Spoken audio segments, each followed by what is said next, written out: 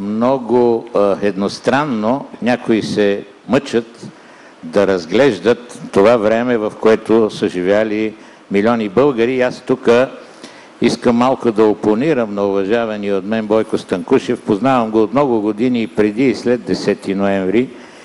Искам да му кажа, че това унизително според него време, в което са живели хиляди и милиони хора, той живееше много добре.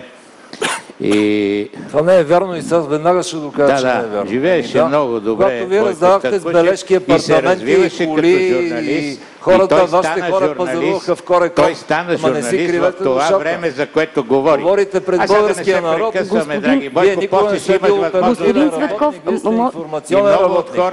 Господин Станкушев, ще ви дам възможност да говори. След 10 ноември бяха хора от службите в фирмите и в бизнеса. Така и вашата партия трябва да се извини за това, което направи. Драги Бойко, господин Цветков, ама в момента пак човек трябва да има малко по-задълбочен поглед върху нещата, а не плакатен, и лозунгите, които се издигат, не приличат на човек, който наистина беше един от добрите журналисти. Сега да се върнем малко към агентурата. Това са тези, а не лозунги.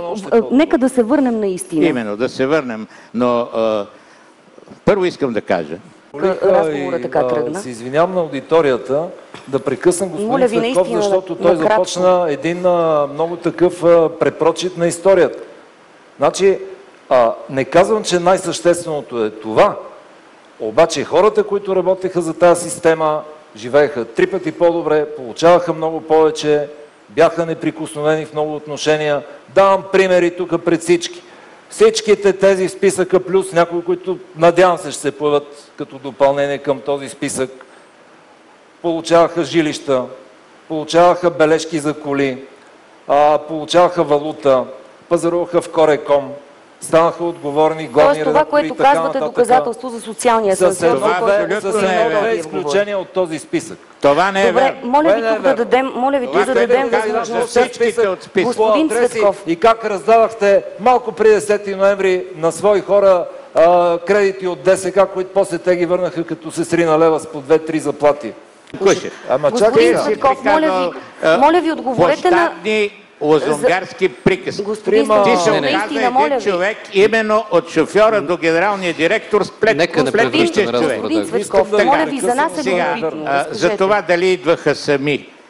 Имало е такива случаи, но те също са били рядко. Протестирам, господин Цветков, не срещу вас, срещу цялостната ви теза, че вие като някакви свръхчовеци, като железни умрук на партията, си позволявате да хванете един човек като материал, като пластелин, да го вербувате, да го мачкате, да го нахакате в една химикалка с микрофон и да го заврете някъде в един нужник, че да чуете кой първи вътре. Извинявайте, аз имам човешко достоинство.